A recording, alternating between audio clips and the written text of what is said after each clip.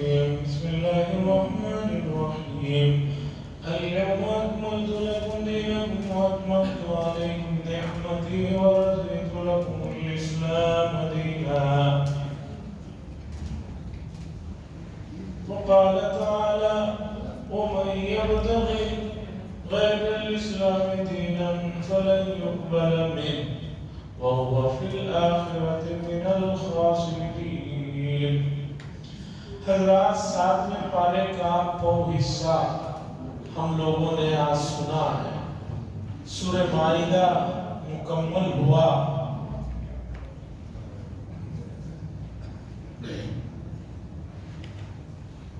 بہت سی چیزیں ہیں جو ضروری ہیں جنہیں جاننا اور سمجھنا ایک مومن کی ذمہ داری ہے، لیکن امت کے پاس ایک ہی چیز کا رونا ہے. وہ کہتے ہیں کہ فرصت نہیں ہے. حضرت فرصت نہیں ہے. میری بھی خواہش ہوتی ہے کہ میں یہ سیکھوں یہ جانوں، لیکن کیا کروں حضرت فرصت نہیں. آپ دین کے علاوہ بقیہ کسی بھی چیز کے لیے ان سے وقت مانگیں، ان کے پاس کوئی کمی نہیں، لیکن دین کے بارے میں وقت کی بڑی کمی. آج 6 پارے میں آیت کا ایک حصہ گزرا جو قرآن مجید کے آخری آیت مانی جاتی ہے. میں سمجھتا ہوں کہ اس موضوع پر پہلے بھی آپ حضرات نے بہت سارے لوگوں سے سنا ہوگا. میں نے بھی کئی مرتبہ اس موضوع پر بات کہی ہے، لیکن کبھی کسی نے آ کر یہ نہیں پوچھا کہ حضرت قرآن کی سب سے آخری آیت ہے تو یہ 30ویں پارے میں ہونا چاہیے، 6ویں پارے میں کیوں؟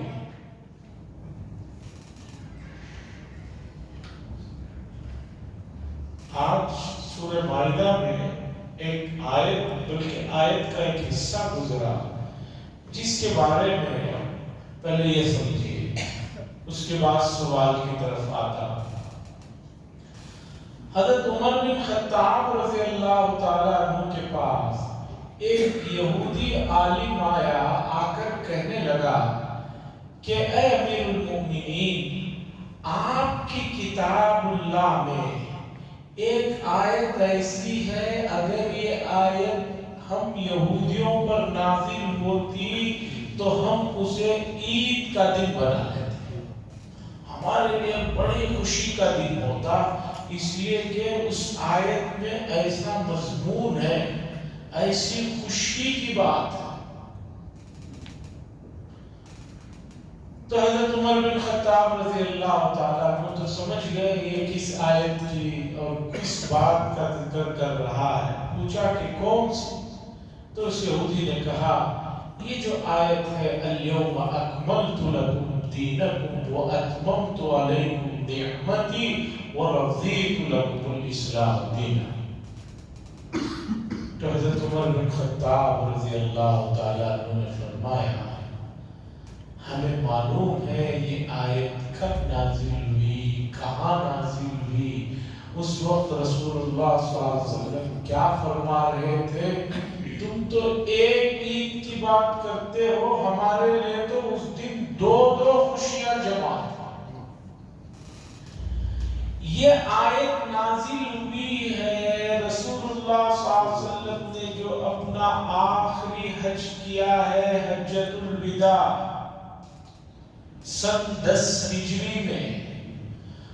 اس سال میدان عرفات میں، جو کہ جمعہ کا دن تھا، 9ویں تاریخ میدان عرفات میں جمع ہونے کا دن ہے، اور حج نام ہے عرفات میں جمع ہونے کا. باقی کوئی بھی عمل کسی وجہ سے نہیں ہوا تو اس کا کوئی نہ کوئی اس کی تلافی ہے، لیکن کوئی آدمی 9ویں تاریخ کو میدان عرفات ہی میں نہیں جا سکا تو اب اس کا حج نہیں ہوتا. اسے واپسی میں جو ہے آئندہ سال یا جب اسے موقع ملے اس کی قضا کرنے کے لیے جانا ہے. تھوڑی دیر کے لیے صحیح میدان عرفات کے اندر داخل ہونا ضروری ہے۔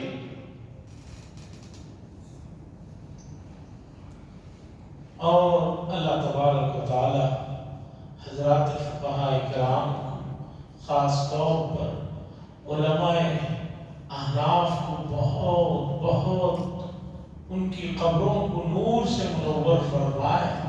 ان لوگوں نے ایسی چیزوں پر نگاہ رکھی اور اسے لکھا اور جمع کیا کہ وہ آج اس کا بڑا جو ہے دل کرتا ہے کہ ان لوگوں کو یاد کیا جائے کہ کہاں تک کا انہوں نے سوچا۔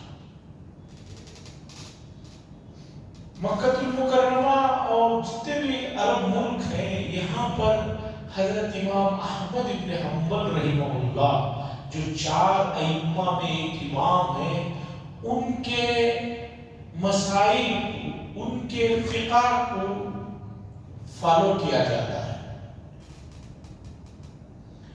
میرے استاد نے بتایا کہ فقہ حنبلی کے استاد تھے، فقہ حنبلی پڑھاتے تھے، انہوں نے کہا کہ علماء احناف نے آج سے 300 سال پہلے ایک جزیہ لکھا۔ جب لکھا تو لوگوں نے کہا بھئی یہ کیا انہوں نے لکھ دیا، لیکن آج اللہ ان کی قبروں کو نور سے منور فرمائے، ان کے اس جزیہ لکھنے کی وجہ سے، ان کے وہ مسئلے کو بال کی کھال نکالنے کی وجہ سے آج ہمارے بہت سے مسائل آسان ہو گئے۔ علماء احناف نے کیا مسئلہ لکھا؟ علماء احناف نے مسئلہ لکھا 300-350 سال پہلے، جب نہ ہوائی جہاز تھی، نہ ہیلی کاپٹر تھا، نہ میزائل یا کوئی بھی اس طرح کی چیز تھی۔ انہوں نے مسئلہ لکھا کہ میدان عرفات میں 9ویں تاریخ کو کوئی آدمی زمین پر رکا نہیں، ہوا میں اڑتے ہوئے میدان عرفات سے گزر گیا تو کیا اس کا وقوف مان کر حج ہوگا یا نہیں ہوگا؟ یہ انہوں نے جزیہ لکھا۔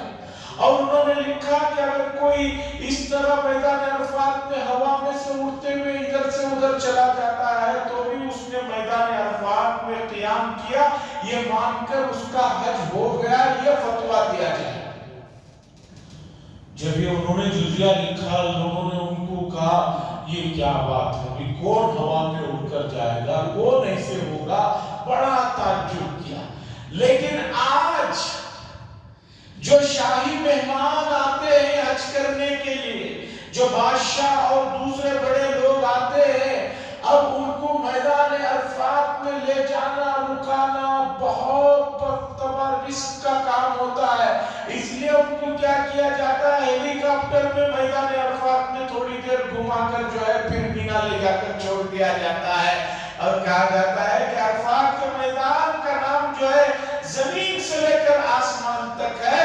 وہ جو 300 سال پہلے انہوں نے جزیہ اور مسئلہ علماء احناف نے لکھا، آج وہ مسئلہ سب کو کام آ رہا ہے، اور سب کہتے ہیں کہ بھئی کیا ان لوگوں کی نگاہ تھی، کیا ان کی جو ہے سوچ تھی کہ شریعت کے ایسی باریکیوں پر انہوں نے بحث کی کہ آنے والے 100 سالوں میں جو ہے مسئلہ کو جو ہے آسان کر۔ لیکن موجودہ زمانے میں بعض حضرات اٹھے ہیں اور اٹھ کر کہہ رہے ہیں کہ سب دین ہمیں ہی آتا ہے، سب دین ہمیں ہی آتا ہے، 2-4 چیزوں کو گوگل میں پڑھ لیا ہے اور دوسری ادھر سے ادھر سے جان لیا ہے، نہ کچھ عربی سے اردو جانتے ہیں، نہ اردو ہی سے ہی جانتے ہیں، اور سب کہہ رہے ہیں کہ سب دین ہمیں کو آ رہا ہے۔ 2-4 مسئلوں میں آ کر پوری امت اسی میں آ کر گئی۔ عزیزان گرامی، گزرے ہوئے زمانوں میں علماء کرام بڑے ذہین اور انہوں نے اپنی زندگیاں اس میں لگا دی تھی۔ ہمارے یہاں فتاویٰ کی ایک کتاب ہے، فتاویٰ عالمگیری، تاتاریہ فتاویٰ عالمگیری کے نام سے مشہور ہے۔ 7 بڑی جلدوں میں یہ کتاب ہے۔ اللہ خبر میں ان کے نور سے منور فرمایا، حضرت اورنگزیب رحمۃ اللہ علیہ کو، انہوں نے اس کتاب کو فقہ کی فتاویٰ کی جمع کرنے کے لیے 5 سو اس زمانے میں بڑے علماء اور مفتیان کرام کو ایک جگہ بٹھایا اور ایک ایک مسئلے کی بال کی کھال کو انہوں نے نکالا اور جو ہے اس کے بعد بحث و مباحثے کے بعد یہ جتنے لاکے پوائنٹ ہیں، یہ جتنے لاکے پوائنٹ آپ کو ملیں گے فتاوی عالمگیری آپ دیکھ لیجئے سب اسی سے لیے ہوئے ہیں، 350 سال پہلے جو اسی سے لیے ہوئے ہیں۔ بڑا کام کیا۔ خیر تو رسول اللہ صلی اللہ علیہ وسلم حجۃ الوداع میں ہے، آپ کا یہ آخری حج ہے، اس لیے کہ ذی الحجہ میں حج میں تشریف لائے ہیں، اس کے بعد محرم، صفر، ربیع الاول میں رسول اللہ صلی اللہ علیہ وسلم کا وصال ہوتا ہے، یعنی 3 ماہ بعد آپ کا وصال ہوتا ہے۔ حضرت عمر بن خطاب رضی اللہ تعالیٰ عنہ نے فرمایا ہمارے لیے تو یہ آیت جب نازل اتری تب 2 خوشیوں کا موقع تھا، ایک تو میدان عرفات میں 9ویں تاریخ کا دن تھا اور 9ویں تاریخ حج کا سب سے بڑا رکن اعظم ہے، حاجیوں کا حج ہو رہا ہے اور مکمل ہو رہا ہے، اور دوسرا اس دن جمعہ تھا۔ حضور صلی اللہ علیہ وسلم نے جس سال حج کیا ہے اس دن 9ویں تاریخ جمعہ کے دن کی تھی، اور جمعہ کے دن ویسے ہی امت مسلمہ کے لیے اجتماعیت کا، خوشی کا اور بے شمار خاص اس ایک لمحے کے لیے برکتوں کا ہے جس میں جو بھی دعا مانگی جاتی ہے وہ قبول ہوتی ہے۔ اور رسول اللہ صلی اللہ علیہ وسلم اونٹنی پر اپنے قصوہ اونٹنی، حضور صلی اللہ علیہ وسلم کی جو اونٹنی تھی اس کا بھی نام ہے، حضور صلی اللہ علیہ وسلم سے جڑی ہوئی ہر چیز کا نام حدیث کی کتابوں میں ہے، صحابہ کی محبت تھی جو ہے حضور صلی اللہ علیہ وسلم کی اونٹنی قصوہ، اس پر آپ تشریف فرماتے اور میدان عرفات میں جو ہے عصر کے بعد چونکہ ظہر اور عصر اول وقت میں ادا کر لی جاتی ہے میدان عرفات میں، تو آپ مغرب سے پہلے میدان عرفات میں کھڑے ہو کر جب دعا کر رہے تھے اس موقع پر یہ آیت نازل ہوئی۔ یہ آیت کیا ہے کہ ایک یہودی آ کر کہتا ہے کہ یہ آیت اگر ہمارے پیغمبر پر نازل ہوتی تو ہم اس دن کو عید کا دن بنا لیتے۔ ایک تو یہ سمجھنا ہے، دوسرا کبھی کسی نے آ کر نہیں پوچھا کہ جب آخری آیت ہے تو 6ویں پارے میں کیوں ہے؟ اس لیے کہ قرآن کا آخری پارہ تو 30واں ہے، 30ویں میں ہونا چاہیے تھا۔ عزیزان گرامی، یہ چیزیں ہمارے قرآن سے جڑی ہوئی چیزیں ہیں، قرآن ہماری بنیاد ہے، اساس ہے، اور میں آپ کو بتاؤں کہ قرآن مجید کو بے شمار غیر مسلم لوگ بھی پڑھتے ہیں اور اس پر بڑا کام بھی انہوں نے کیا ہے۔ اس ملک میں طباعت کا کام جو تھا اب تو پریس عام ہو گئے ہیں، پہلے جو پریس تھی اس پریس کا مالک ایک ہمارے برادران وطن میں سے ایک آدمی تھا جس نے بخاری شریف اور حدیث کی تمام کتابیں اور قرآن مجید کی چھپائی اپنے یہاں کروایا۔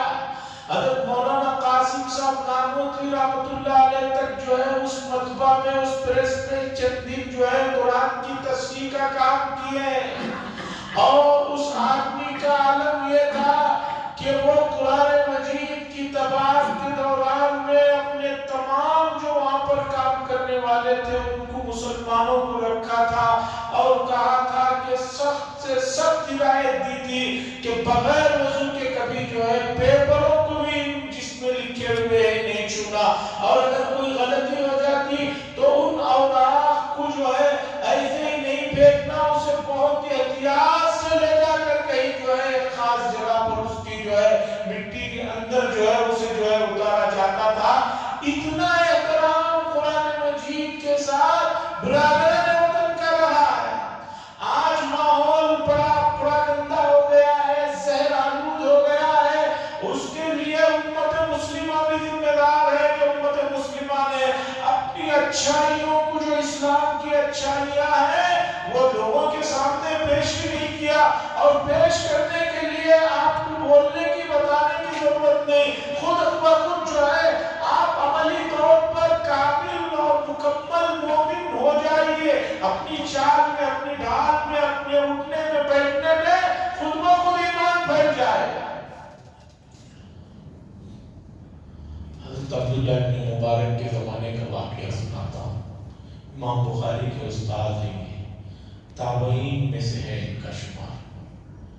ان کے زمانے میں یہ جس گھر میں رہتے تھے اس کے پڑوس میں ایک یہودی رہتا تھا. عراق کا واقعہ ہے. اس یہودی نے اپنا گھر بیچنے کے لیے لوگوں میں بات پھیلائی کہ میں اپنا گھر بیچنا چاہتا ہوں. اب جب لوگ اس کا گھر خریدنے کے لیے گئے تو اس نے قیمت اس علاقے کے حساب سے 2 گنا زیادہ بتائی. مثلا 1 لاکھ کی چیز اس نے کہا بھائی 2 لاکھ روپے اس کی قیمت ہے. لوگوں نے کہا کہ بھائی 1 لاکھ کی قیمت ہے، 2 لاکھ روپے تو مانگ رہا ہے. سنیے اس یہودی نے کیا کہا. اس یہودی نے کہا کہ مکان کی قیمت تو 1 ہی لاکھ ہے، لیکن یہ مکان عبداللہ ابن مبارک جیسے محدث کے گھر سے ملا ہوا ہے. ایسا پڑوسی جو ہے وہ عام لوگوں کو نہیں ملتا. ان کے پڑوسی ہونے کا 1 لاکھ روپے میں ایکسٹرا لے رہا. عزیزان گرامی، یہ بتانے والا کوئی اپنا ان کا مرید نہیں ہے. ایک الگ مذہب کا آدمی وہ کہہ رہا ہے کہ ان کے پڑوس میں ہونا یہ کوئی معمولی بات نہیں ہے، اس کے الگ سے میں 1 لاکھ روپے لے رہا ہوں. تو عزیزان گرامی، تو قرآن کی اس آیت کو لے کر یہودیوں نے کہا کہ ہمارے لیے خوشی کی بات ہوتی، لیکن ہم نے اس آیت کو کئی مرتبہ پڑھا سنا لیکن ہم کبھی خوشی نہیں ہوئے. اس لیے کہ انسانی فطرت ہے کہ اس کے اپنے پاس کتنا بھی کچھ ہو وہ خوش نہیں ہوتا، وہ صرف دوسرے کو ہی دیکھتا ہے. وہ یہ سوچتا ہے کہ اس کے پاس کوئی اچھا ہے. ہو سکتا ہے دنیاوی معاملات میں ایسا ہوتا بھی ہو، ایسا کچھ مسئلہ ہو، لیکن دینی معاملات میں آپ نے اپنے دین کے معاملے میں دوسرے کسی بھی مذہب کی کسی چیز کو دیکھ کر یہ کہا یا سوچا کہ وہ چیز جو ہے اس سے بہتر ہے تو آپ ایمان کے دائرے سے نکل جائیں گے. اللہ فرماتے ہیں اليوم اکملت لکم. حجۃ الوداع کے موقع پر آخری آیت کا حصہ نازل ہو رہا ہے. اللہ فرما رہے ہیں اليوم اکملت لکم دینکم. لوگوں آج کے دن میں نے تمہارے دین کو مکمل کر دیا ہے. دین اسلام کو کمپلیٹ کر دیا ہے. اب دین اسلام میں کوئی ایسی چیز نہیں ہے کہ جسے کوئی بعد میں آ کر بتائے سمجھائے یا اس کے بارے میں کوئی علم نہیں. دین کی جو ہے جو بھی دین سے جڑی ہوئی چیزیں ہیں میں نے اسے آج کمپلیٹ کر دیا ہے. وَأَتْمَمْتُ عَلَيْكُمْ نِعْمَتِي. اور میں نے اپنی نعمت تم پر پوری کر دی ہے. اور سن لو وَرَضِيتُ لَكُمُ الْإِسْلَامَ دِينًا. اب اگر کسی آدمی کو مذہب اختیار کرنا ہے جس سے میں راضی ہوتا ہوں تو اسے سن لو کہ اسے صرف دین اسلام ہی قبول کرنا ہوگا. اگر دین اسلام نہیں قبول کرے گا تو ہم اس سے راضی نہیں ہوں گے. اس دین کے لیے یہ سب سے بڑی جو ہے سرٹیفکیٹ ہے اس کے کامل اور مکمل ہونے کی.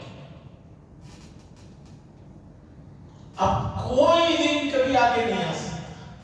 اسی سے پتا چلا رسول اللہ صلی اللہ علیہ وسلم کے بعد جو لوگ نبی ہونے کا دعویٰ کرتے ہیں یا نبوت کی باتیں کرتے ہیں وہ جھوٹ بولتے ہیں، وہ کذاب ہیں، وہ شیطان ہیں، وہ دجال ہیں. اس لیے کہ دین کو اللہ نے کمپلیٹ کر دیا اور یہ کہہ دیا کہ اب مذہب اسلام بھی بطور دین کے سب کے لیے ہم اس سے راضی ہو گئے ہیں. اب اس کو تم اپنا. سوال اب ایک دوسرا یہ ہے کہ یہ آیت آخر میں کیوں نہیں ہے، درمیان میں کیوں ہے؟ آپ قرآن مجید کھولیں گے تو دوسری बड़ी सूरत जो है सूरह बकरा है। क्या लिखा हुआ है? सूरह बकरा मदनिया। ये सूरत मदीने में नाजिल हुई। भाई मदीने में तो रसूलुल्लाह सल्लल्लाहु अलैहि वसल्लम नबूवत के 13 साल बाद में गए, तो मक्के में जो सूरतें नाजिल हुई वो तो पहले होना चाहिए। ये सूरत तो मदीने में 13 साल के बाद नाजिल हुई है, तो दरमियान में होना चाहिए, लेकिन जो है आपको दूसरे नंबर पर मिलेगी। दरअसल कुरान मजीद 23 साल के अरसे में जो नाजिल हुआ है, ये खुद एक बहुत बड़ा मौजज़ा है। इसलिए कि इससे पहले जितने भी अंबिया थे, उनको जब भी वही के जरिए से कोई किताब देनी होती थी, तो सबसे पहले हज़रत जिब्रील अलैहिस्सलाम को अल्लाह हुक्म फरमाते, हमारे उस नबी को फलां जगह बुला लीजिए। मूसा अलैहिस्सलाम को कोहे तूर पर बुला लिया गया, हज़रत ईसा अलैहिस्सलाम को फ़लस्तीन के इलाके में बुला लिया गया। इसी तरह ज़बूर को देने का मौका आया तो कहीं हज़रत दाऊद अलैहिस्सलाम को बुला लिया गया, और अंबिया को बुलाया जाता और उनको पूरी किताब एक साथ दे दी जाती। लेकिन हम सबके आका हज़रत मोहम्मद रसूलुल्लाह सल्लल्लाहु अलैहि वसल्लम की हर बात में शान निराली है। जब रसूलुल्लाह सल्लल्लाहु अलैहि वसल्लम पर पहली वही नाजिल करने का मौका आया, तो हज़रत जिब्रील अमीन को हुक्म हुआ कि भाई हमारे लाडले पैगंबर पर वही नाजिल करना है। जिब्रील अमीन ने पूछा, या अल्लाह कहाँ बुलाऊं उनको कि कुरान मजीद पर नाजिल किया जाए? अल्लाह ने फरमाया, हमारे नबी को कहीं नहीं बुलाया जाएगा, बल्कि हमारा नबी जहाँ जाएगा, जब जब उसे जरूरत होगी तुम उनके पास जाओगे और कुरान लेकर नाजिल करोगे। इसीलिए कुरान मजीद गारे हिरा में भी नाजिल हुआ है, गारे सौर में भी नाजिल हुआ है, हत्ता कि अज़वाज मुतहहरात रज़ियल्लाहु अन्हुम अजमईन के मकानात में रसूलुल्लाह सल्लल्लाहु अलैहि वसल्लम तशरीफ फरमा है, वहां भी कुरान मजीद नाजिल हुआ है। अज़ीज़ान गिरामी, आप जिस नबी के उम्मती हैं, ये कोई मामूली नेमत नहीं है। ये आपको जो नेमत मिली है, इसकी हैसियत, इसका मकाम, इसका मर्तबा आपने सोचा ही नहीं। यही उम्मत का सबसे बड़ा अलमिया है। हमारे बड़ों ने इस मुल्क की आजादी के लिए जो कुर्बानियां दी, आज उनका नाम और उनके तौर तरीके सब मिट रहे हैं। हमें मिला, हमने उसकी कदर ही नहीं की। दुनिया जानती है कि दिल्ली से लेकर लाहौर तक का इतना लंबा फासला ईसाई मुसन्निफीन ने लिखा है। हर दरख्त पर जो है एक एक आलिम दीन की जो है सूली पर लटकाया हुआ था, ताकि लोग देखकर इबरत हासिल करें, कभी भी जो है अंग्रेजों के खिलाफ कोई बात ना करें। तो हम रसूलुल्लाह सल्लल्लाहु अलैहि वसल्लम के उम्मती हैं। कुरान मजीद 23 साल के अरसे में मुख्तलिफ मर्तबा नाज़िल हुआ, बल्कि कुरान का नुज़ूल 2 मर्तबा है। एक मर्तबा पूरा कुरान मजीद लौहे महफूज से पहले आसमान दुनिया पर नाज़िल हुआ, फिर वहां से हज़रत जिब्रील अलैहिस्सलाम 23 साल के अरसे में अलग अलग मौकों पर कुरान मजीद की आयतें लेकर आते रहे। अब रसूलुल्लाह सल्लल्लाहु अलैहि वसल्लम जब आयत सुनते तो फौरन उसे याद करते। अल्लाह ने तसल्ली दी, ला तुहर्रिक बिही लिसानका लिताजल बिही। क्यों इतना जल्दी कर रहे हैं याद करने के लिए? इन्ना अलैना जमअहु व कुरआन। हमारी जिम्मेदारी है, हम इसे जमा भी फरमाएंगे और इसे पढ़ाएंगे। इन्ना अलैना जमअहु व कुरआन फइज़ा क़रअनाहु फत्तबि' कुरआन। तो पहली 5 आयतें तो 30वें पारे में है वो सूरतुल अलaq, इक़रा बिस्मि रब्बिकल्लज़ी खलक़। तो कुरान नाज़िल होता, रसूलुल्लाह सल्लल्लाहु अलैहि वसल्लम के साथ सहाबा थे जो लिखना जानते थे। रसूलुल्लाह सल्लल्लाहु अलैहि वसल्लम फरमाते, ये आयतें उतरी हैं ان آیتوں کو اس صورت کے ماتحت میں رکھو، ان آیتوں کو اس صورت کے ماتحت رکھو۔ ایک ترتیب ہوتی تھی، ایک صورت کئی مرتبہ نازل ہوتی۔ بڑی صورتیں، سورہ بقرہ بہت بڑی صورت ہے، ایسا نہیں کہ پوری ایک مرتبہ حضرت جبریل علیہ السلام لے کر نازل ہوگی۔ تو الگ الگ آیتوں کو جب نازل ہوتے ان کے لیے الگ الگ صورتوں میں رسول اللہ صلی اللہ علیہ وسلم رکھنے کا حکم دیتے۔ حضرات صحابہ جو لکھنے والے تھے مختلف اوقات میں مختلف کاتبین ہوتے تھے، وہ جو ہے چمڑے کے اوپر، پہلے جو ہے پیپر کا رواج نہیں تھا، جو چمڑا ہوتا تھا اس پر لکھا جاتا تھا، کبھی پتھروں پر لکھا جاتا تھا۔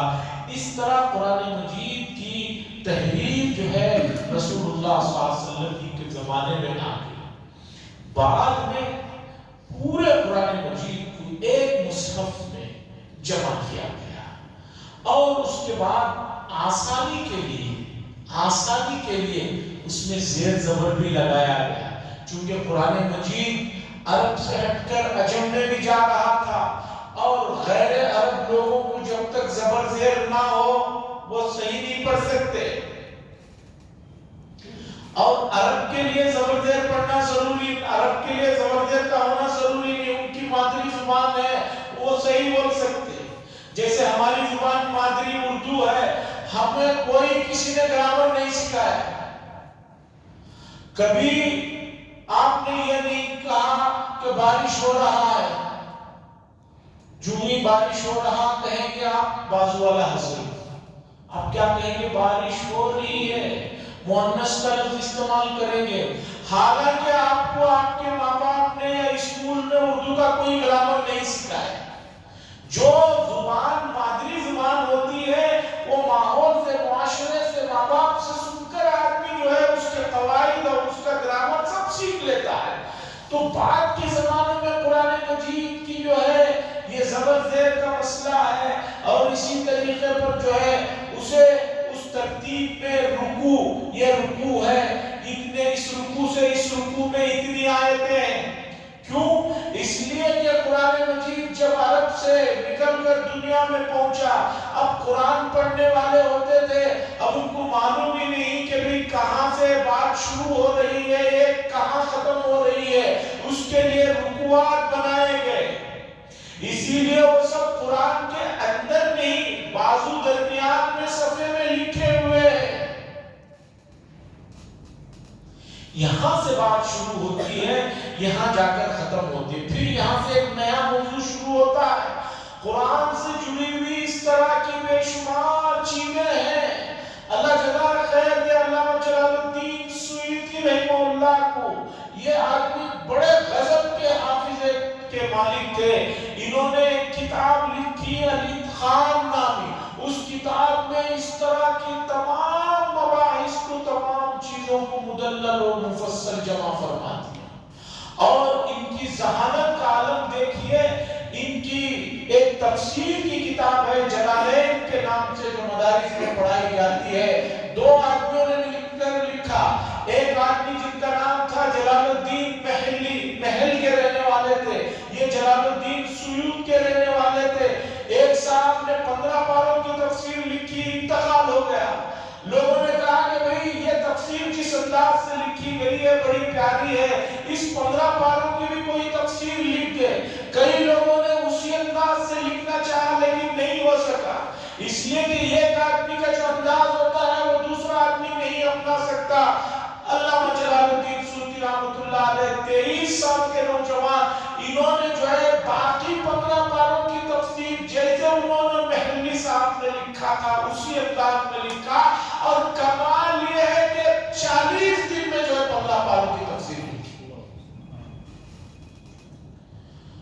قرآن سے جڑی ہوئی چھوٹی چھوٹی چیزیں آپ اسے جانیں گے تو آپ کو قرآن کی عظمت، قرآن کا مقام، قرآن کی حیثیت اور اس پر جن لوگوں نے کام کیا ہے اس سے محبت بڑھتی چلی گئی۔ یہاں مشکل یہ ہے کہ پورے ماہ مبارک میں گھروں میں چیختے رہتے ہیں ماں باپ، اور ادھر مسجدوں میں دوسرے چیخ رہے ہیں، تب جا کر مشکل سے ایک قرآن مجید مکمل ہوتا ہے، تو پھر آئندہ سال تک جو ہے بس نہیں حاضری کرا.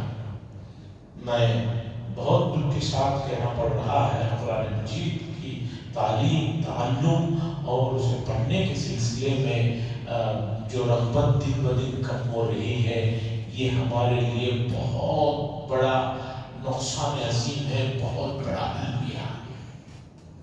قرآن سے جڑی ہوئی کسی بھی چیز کو نہیں دیکھیں گے تو یہ چیزیں نہیں سمجھ میں. تو میں آتا ہوں اس آیت کی طرف جس میں اللہ نے فرمایا، لوگوں یہ دین جو ہم نے نبی کریم صلی اللہ علیہ وسلم کے ذریعے سے تمہیں دیا ہے، یہ کمپلیٹ اور مکمل دین ہے. اگر کسی آدمی کو ہم تک آنا ہے، ہماری رضا چاہیے، ہمارا محبوب بننا چاہتا ہے، تو اسے اسی دین کے راستے سے گزرنا ہوگا. یہ جو وحدت ادیان کا ایک نیا مسئلہ چلا ہے، سب لوگ ایک نئی چیز کو اٹھائے، پوری دنیا میں وہ کہہ رہے ہیں تمام مذاہب صحیح ہے، تمام مذاہب اللہ تک پہنچانے والے ہیں، اس لیے کسی ایک مذہب کی بات ہی نہ کرو. اگر تمام مذاہب اللہ تک پہنچانے ہی والے ہیں تو پھر رسول اللہ صلی اللہ علیہ وسلم کو دنیا میں بھیجنے کا مقصد ہی کیا رہ جاتا ہے؟